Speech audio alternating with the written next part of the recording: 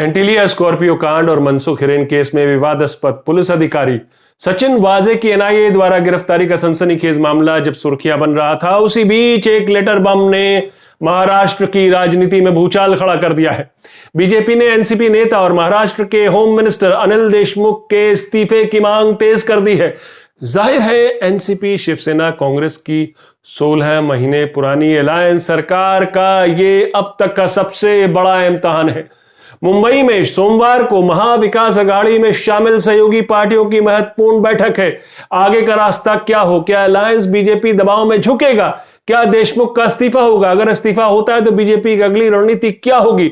नहीं होता है तो क्या बीजेपी शांत बैठेगी? क्योंकि पार्टी तो महाराष्ट्र में सत्ता वापस हासिल करने के नए नए बहाने ढूंढती रही है।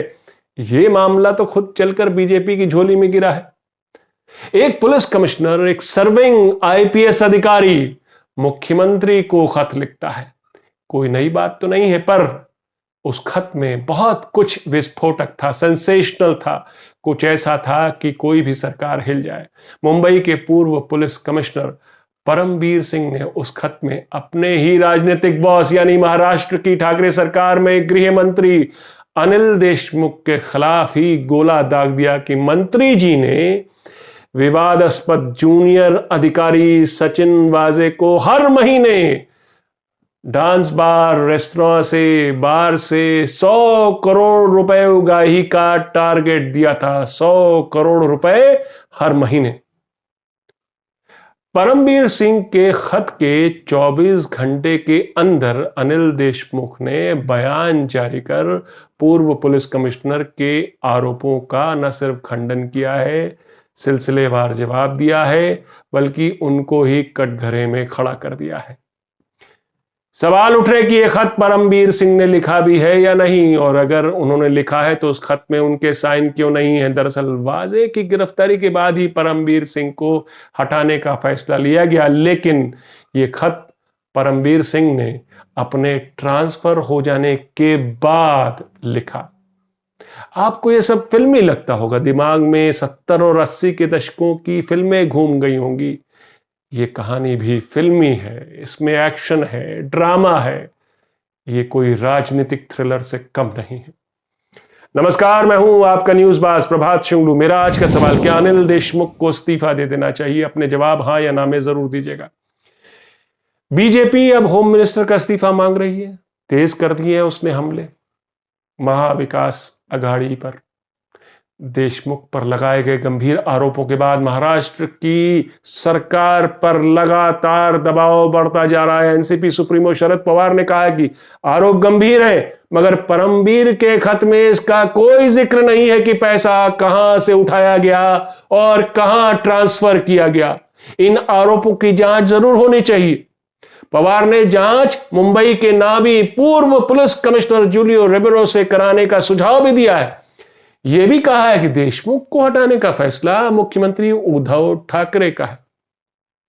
परमबीर सिंह ने मुख्यमंत्री उद्धव ठाकरे को लिखे अपने खत में आरोप लगाया है, आरोपों की झड़ी लगाई है कि होम मिनिस्टर अनिल देशमुख सचिन वाजे को अपने सरकारी बंगले पर बुलाकर उनसे पैसे उगाही का आदेश देते हैं उनको। ऐसा उन्होंने दूसरे अफसरों के सामने भी किया कि डांस बार से, रेस्टोरेंट से कैसे हर महीने 2-3 लाख रुपए अगर सब जगह से उगाए जाएं तो 50 करोड़ का टारगेट तो यूं ही पूरा हो जाएगा। ये परमबीर सिंह अपने खत में लिखते हैं, मगर अनिल देशमुख ने पलट कर गेंद परमबीर सिंह के पाले में ही डाल दी। पूछा, सचिन वाजे की गिरफ्तारी के बाद भी परमबीर चुप क्यों रहे? क्या वो अपने ट्रांसफर का इंतजार कर रहे थे? परमबीर ने पहले एफआईआर क्यों नहीं दर्ज की? इंक्वायरी क्यों नहीं बिठाई? किसने रोका था उन्हें? वो तो एंटी करप्शन का केस भी बना सकते थे, ऐसा उन्होंने क्यों नहीं किया? और ट्रांसफर हो जाने के बाद बोल रहे हैं, इसकी क्या वजह है? परमबीर ने ठाकरे को जो खत लिखा है उसमें उन्होंने एसीपी पाटिल से अपनी व्हाट्सएप चैट का भी जिक्र किया है, जिसमें पाटिल बता रहे हैं परमबीर को कि कैसे देशमुख ने उनकी मौजूदगी में वाजे को एक बार उगाही के आदेश दिए थे। ये चैट भी उन्होंने संलग्न की है उद्धव ठाकरे को लिखे खत में परमबीर सिंह ने। तो इस पर देशमुख ने कहा है कि परमबीर के व्हाट्सएप चैट 16 मार्च के हैं, जब उनको भनक लग गई कि उनका ट्रांसफर होने वाला है। दरअसल परमबीर सिंह वाजे और एसीपी पाटिल दोनों को अच्छी तरह से जानते थे और मानते थे, एक तरह से उनके क्लोज रहे।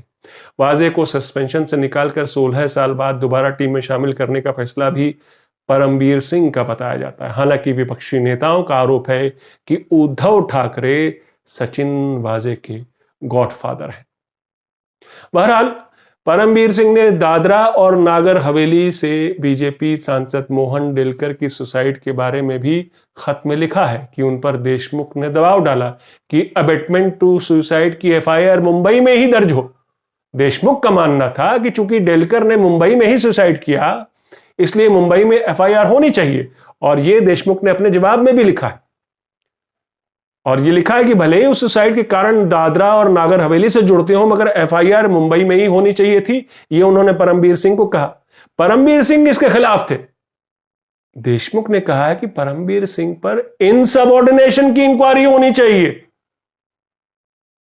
तो देख रहे हैं ना आप, तार कहां कहां जुड़ रहे हैं। अंबानी के एंटीलिया के सामने स्कॉर्पियो में विस्फोटक मिलते हैं जो कि बताया जाता है कि सचिन वाजे ने ही रखे।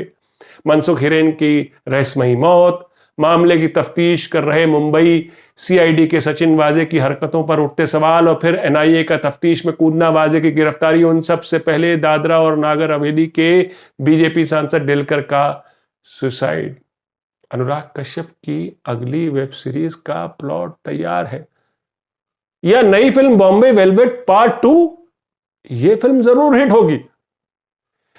वाजे की गिरफ्तारी के बाद ठाकरे सरकार बैकफुट पर थी, और अब परमबीर सिंह का ये लेटर बम, इसने बीजेपी को फिर ठाकरे सरकार पर हमला बोलने का मौका दिया है।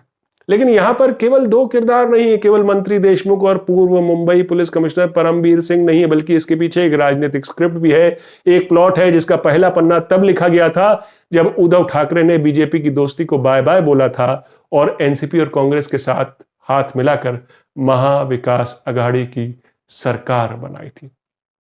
अब तो यह केंद्र की मोदी सरकार और ठाकरे सरकार के बीच ईगो की लड़ाई बन चुकी है, चाहे वो सुशांत सिंह राजपूत केस हो, मोहन डेलकर केस, एंटीलिया केस, सचिन वाजे या फिर परमबीर सिंह का ये लेटर बम। लेकिन इस खत में आरोप कतई गंभीर है और महाराष्ट्र की ठाकरे सरकार की क्रेडिबिलिटी का संकट भी गहरा है। मेरा आज का सवाल मैं फिर दोहराता हूं, क्या अनिल देशमुख को इस्तीफा दे देना चाहिए?